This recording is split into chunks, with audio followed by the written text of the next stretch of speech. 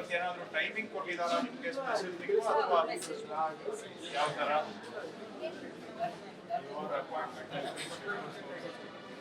Two PM ನೀವು ಇಷ್ಟು ಬೇಗ ಯಾಕೆ ಬಂದಿದ್ದೀರಿ ಮುಂದೆ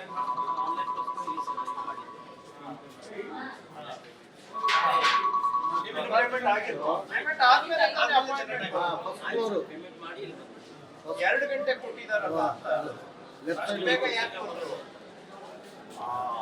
ಬೇರೆ ಕಡೆ ಕೂಡೋದ್ರ ಬದಲಿಗೆ ಇಲ್ಲೇ ಕೂತಿದ್ದೇನೆ ಇದು ಕನ್ನಡದಲ್ಲಿ ಯಾಕೆ ಬರ್ತಾ ಇಲ್ಲ ಇಲ್ಲಿ ಮ್ಯಾಗ ಬಂದ್ರ ಅಲ್ಲೇ ಟ್ರೈಪಾಡ್ ಹಾಕಿ ನೋಡ್ರಿ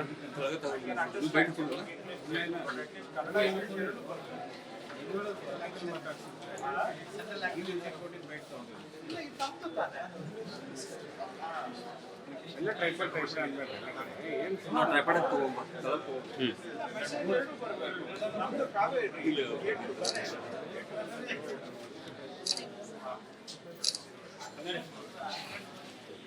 ಸೊ ಈಗ ಜನ ಬಂದಾಗ ಏನ್ ಪ್ರೋಸೆಸ್ ನಿಮ್ಮದು ಜನ ಬಂದ್ಮೇಲೆ ಅಲ್ಲಿಂದ ವೆರಿಫಿಕೇಶನ್ ಆಗುತ್ತೆ ಸರ್ ಮತ್ತೆ ವೆರಿಫಿಕೇಶನ್ ಮಾಡಿ ನೀವು ಮತ್ತೆ ಸೈನ್ ಆಫ್ ಮಾಡಬೇಕು ಅಪಾಯಿಂಟ್ಮೆಂಟ್ ಆಗಿದ್ರು ಸೈನ್ ಆಫ್ ಮಾಡಬೇಕು ಅಲ್ಲಿ ನನ್ನ ಕಡೆ ಬಂದಮೇಲೆ ನಾನು ಅಲರ್ಟ್ ಮಾಡ್ಬೇಕು ಸರ್ ಅಲರ್ಟ್ಮೆಂಟ್ ಮಾಡೋಕ್ಕೆ ಮೊದಲು ಪಾರ್ಟಿಗಳು ನಾನು ವೆರಿಫೈ ಮಾಡ್ತೀನಿ ಐ ಡಿ ಕಾರ್ಡ್ ತೊಗೊಂಡ್ಬಿಟ್ಟು ಆಫ್ಟರ್ ಡಿ ಒಗೆ ಅಲರ್ಟ್ ಮಾಡ್ತೀನಿ ಆ ಡಿ ಒ ಕಡೆ ಹೋಗಿ ಫೋಟೋ ತೊಗೊಂಡು ಅದು ನಾನೇ ಫೈಲ್ ಮತ್ತೆ ಬರ್ತೇನೆ ಸೆಕೆಂಡ್ ರಿಜಿಸ್ಟ್ರಿಗೆ ರಿಜಿಸ್ಟ್ರಿ ಆದಮೇಲೆ ಮುಗಿದು ಅಲ್ಲ 5 ಜನ ಇದ್ರೆ ಎಷ್ಟು ಟೈಮ್ ತಗೊಳುತ್ತೆ ಏನು ಇರೋದು ನೇಮ್ ಎಲ್ಲ ಫೀಡ್ ಆಗಿರ್ತದೆ ಸರ್ ಎಷ್ಟು ಫೋಟೋ ತಮ್ಮ ಅಷ್ಟೇ ಇರ್ತದೆ ನಂಬರ್ ಆಫ್ ಮೆಂಬರ್ಸ್ ಜಾಸ್ತಿ ಇದ್ರೆ ಸ್ವಲ್ಪ ಟೈಮ್ ನಿಮ್ಮದು ಏನಮ್ಮ ಕೆಲಸ ಇಲ್ಲಿ ಏನೇನು ಕೆಲಸ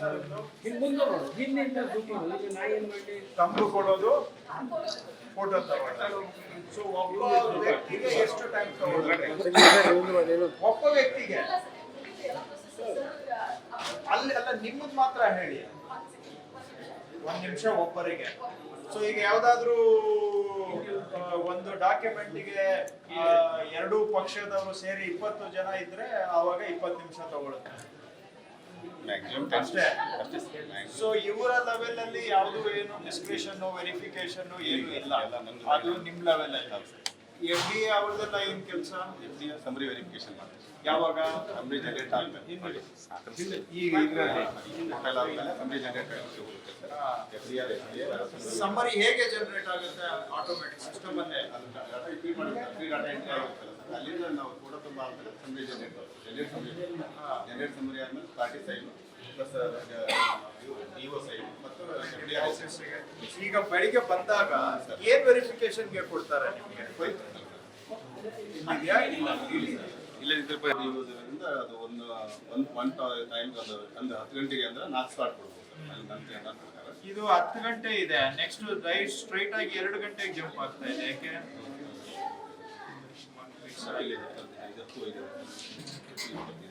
10 ಇದೆ ಮತ್ತೆ 2 ಕೊಟ್ಟೋಗಿದೆ ಡೈರೆಕ್ಟ್ ಮೋಸ್ಟ್ಲಿ ನೀವು ಫೋರ್ನೂನ್ ಆಫ್ಟರ್ನೂನ್ 2 ಸಿಸ್ಟಮ್ ಇದ್ದಂಗಿದೆ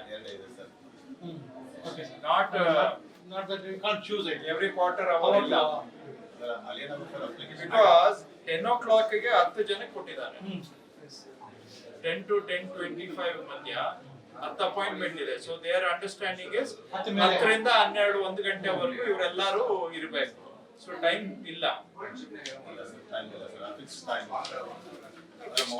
ಮಾರ್ನಿಂಗ್ ತಗೊಂಡವ್ರಿಗೆ ಅವ್ರ ರೆಫರೆನ್ಸ್ ಮಾಡ್ತಾರೆ ನೋಡ್ರಿ ರೀಡ್ ಮಾಡಕ್ಕೆ ಕಂಟಿನ್ಯೂಸ್ ಆಗಿರ್ಲಿ ಇವತ್ತು ಎಷ್ಟು ಅಪಾಯಿಂಟ್ಮೆಂಟ್ಸ್ ಇದೆ ಸರಾಸರಿ ಎಷ್ಟಾಗುತ್ತೆ ಒಂದಿನಕ್ಕೆ 1450 ಆಗುತ್ತೆ ಅದ್ರಲ್ಲಿ ಉತ್ತಾರ ಎಷ್ಟು ಭೂಮಿ ಕಡಿಮೆ ಆಗ್ತದೆ ಭೂಮಿ ಒಂದು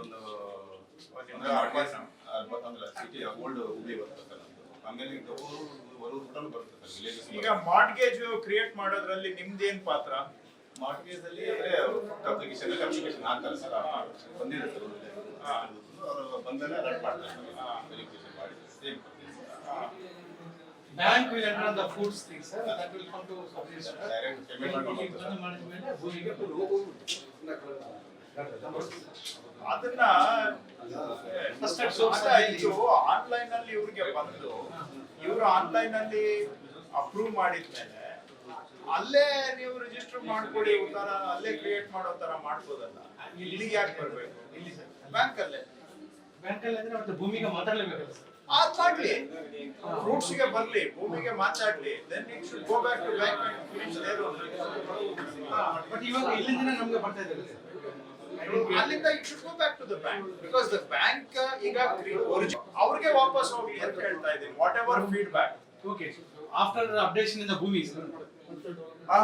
even the process of creating charge creation sir. Charge creation ಸದ್ಯಕ್ಕೆ ಇರುವ ವರ್ಕ್ಫ್ಲೋ ಸರ್. ಬ್ಯಾಂಕ್ನವರು ಫ್ರೂಟ್ಸ್ ಆ್ಯಪ್ ಬಳಸಿ ಎಂಟರ್ ಮಾಡಿದ ಮೇಲೆ ಕಾವೇರಿಗೆ ಒಂದು ಫೈಲಿಂಗ್ ಬರುತ್ತೆ ಸರ್, ಹಾ. ಒಂದು ಸರ್ ಅದನ್ನ ನಮಗೆ ಆಟೋಮೇಟಿಕೇಶನ್ ಮಾಡ್ತಾ ಇದ್ದೀವಿ, ಆಟೋಮೇಟಿಕ್ ಆಗಿಬಿಡುತ್ತೆ ಸರ್. ಅದರಲ್ಲಿ ಪಾರ್ಟಿ ಬರೋ ಅವಶ್ಯಕತೆ ಇಲ್ಲ ಸರ್. ಸೊ ಈಗ ಬ್ಯಾಂಕರ್ಸ್ ಫರ್ದರ್ ಭೂಮಿಯನ್ನು ಆನ್ಲೈನ್ ಅಲ್ಲಿ ಫೆಚ್ ಮಾಡ್ತಾರೆ, ಚಾರ್ಜ್ ಕ್ರಿಯೇಷನ್ ಆಗಿರುತ್ತೆ. ಬಟ್ ರೈತರು ಯಾಕೆ ಬರ್ಬೇಕು ಅಂತ? ಸೊ ತಾವು ರೈತರು ಇಲ್ಲಿ ಯಾಕೆ ಬರ್ಬೇಕಂತ ಹೇಳ್ತಾರೆ, ಏನಾದ್ರು ಚೆಕ್ ಮಾಡಿ ಮಾಡಿ ಸರ್. ಜನರಲ್ ಒಂದು ಫೈಲಿಂಗ್ ಬರಲ್ಲ ಸರ್, ರೆಗ್ಯುಲರ್ ಲೋನ್ ಲಿಮಿಟ್ಗೆ ಏನಾದ್ರು ಫೈಲಿಂಗ್ ಇಷ್ಟು ಲಿಮಿಟಿಗೆ ಫೈಲಿಂಗ್ ಇಟ್ಕೊಂಡು ಮೋರ್ ದೆನ್ ದಟ್ ಅಂದ್ರೆ ಬ್ಯಾಂಕಿಂದ ಆಗಲ್ಲ ಇದು. ರಿಜಿಸ್ಟ್ರೇಷನ್. ನ್ಯೂಸ್ ಫಸ್ಟ್ ನಿರ್ಭೀತಿಯಿಂದ ನಿಮ್ಮ ಪರವಾಗಿ.